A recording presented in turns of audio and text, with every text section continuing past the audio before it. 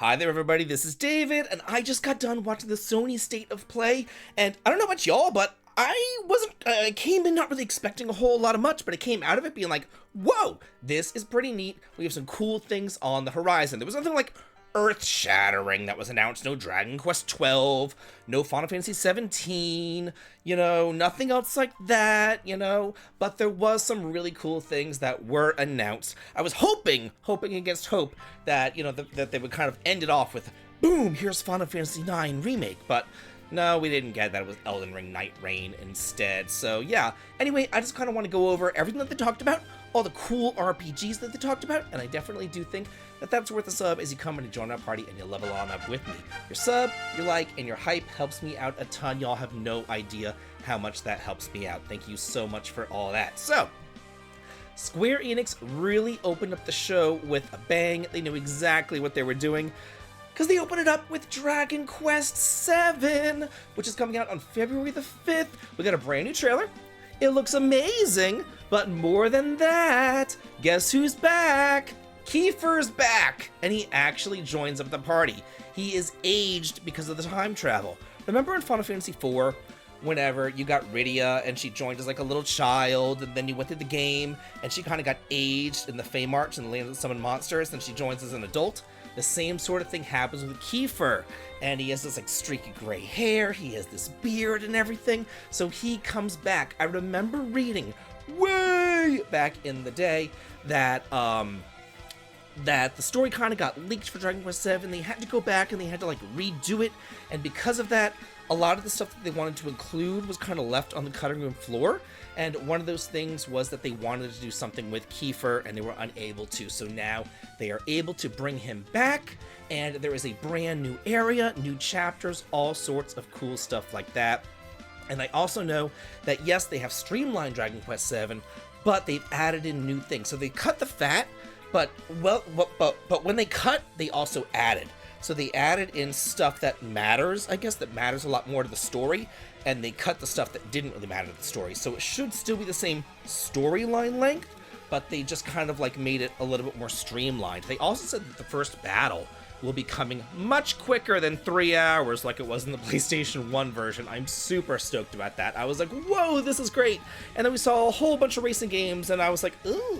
Then we saw horror games, and I was like, ooh. But then we saw Wandering Sword come. So this was, back whenever HD 2D was still kind of its infancy, some indie RPGs came to fruition, and they wanted to kind of jump on this HD 2D train. And one of them was Wandering Sword, which I got a chance to play back in the day when this one first came out. It's set in ancient China. It has this HD 2D pixel art. It's absolutely beautiful. And now we have a complete edition with all DLC included, in addition to full voice acting. And it has 20 different endings, 2 different battle modes, a turn-based mode or like a fast-paced action mode. The turn-based mode is more like Live Alive, I guess, with like this grid that you move around or whatever and fight on. It's a pretty neat game. You go when you like go into town, you like recruit people to actually join up your party, you talk to them and you can recruit them to join your party, kind of like Octopath, except that they actually join your party. They're not just like wandering around, you summon them, they actually join as a full-fledged party member. So that's pretty neat. Another cool thing for our Digimon fans out there, we have new DLC for Digimon Story Time Stranger. It's the first DLC pack called Alternate Dimensions. It introduces 5 new Digimon, and it says the story is centered around certain characters, and it launches this winter. Now, for all of you haters out there, because there's a lot of haters out there, I never said that Digimon Time Story was a bad game. I never said it was a good game either. I said that it was a middle-of-the-road game. That's all that I said. So you guys can cut the hate. Good lord. That's all I said, that it was just kind of like a middling, normal, middle-of-the-road game. That's all I said. My god. Anyway. Just kind of had to get that out there. Super Robot Wars Y, again, a new DLC pack coming out on November the 21st. And excuse me, because I have no idea who these people are. It's a DLC pack collaboration with Galactic Whirlwind Bryger, The Big O, and Foodie Pie Portrait of the Common Rider Skull. I got nothing. But apparently there will be new missions and playable units tied to those 3 television shows. I assume they're television shows. I really have no idea what they are, but they will be included. Oh gosh, I have no idea what that stuff is. But anyway, we have a new action RPG as well, and I'm going to butcher this the same way because my god, I'm hoping that they rename this for the Western release because I don't even know where to start. It's by Nice America, or Nisa, I suppose, or just Nice in Japan. Kyouran Makaism. That's the best I got. Coming out on January the 29th of next year, at least in Japan. We don't know if it's coming out west, we don't know if it's going to be renamed, we don't know anything. But it's a 3D action RPG from the creators of Disgaea, and it says that you can turn your defeated enemies into familiars, and then you can like control them in battle. And there's 16 different creature types that you can control and like command, and you can like transform them into weapons and fight with them and everything. So that actually seems like a really cool game, and I am looking forward to it coming out west. And then the last thing that I want to talk about, I know what I'm doing tonight, y'all. I don't know about you, but I'm gonna be downloading a demo. And I'm going to be playing a demo. What demo?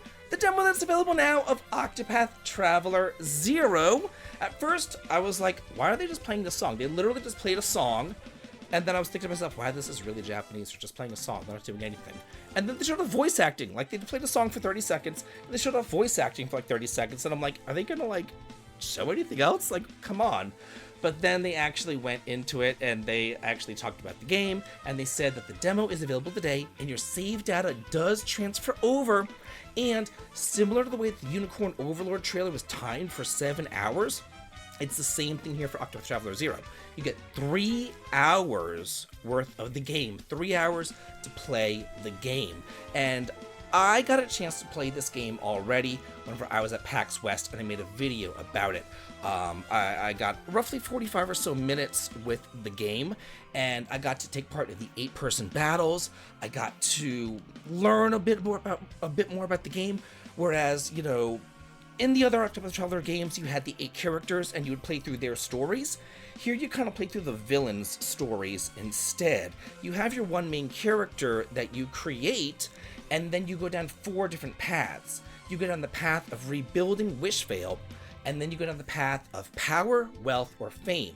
And each of those 3 villains represents one of those paths. So it's not like you're going down your character's paths, you're kind of going and fighting one of those villains and all that kind of stuff. And the reason for that is because there's not just 8 characters, there's a whole lot more characters here. There's something like 40 different characters that you can recruit. This is not a port of the mobile game if you're thinking that it is. It's really not. This is its own thing. And I heard, I don't know how true it is, but I heard from some reliable sources that it's well over 100 hours. So if you're looking for a long game to really sink your teeth into, this could be the one. Check out the demo today. Between the Octopath demo coming out and Dragon Quest VII Kiefer coming back looking hot as ever, I am all about this. But now I want to hear from y'all. What do you think about this news? What are you most excited for? Let me know in the comments, and as always, have a good day.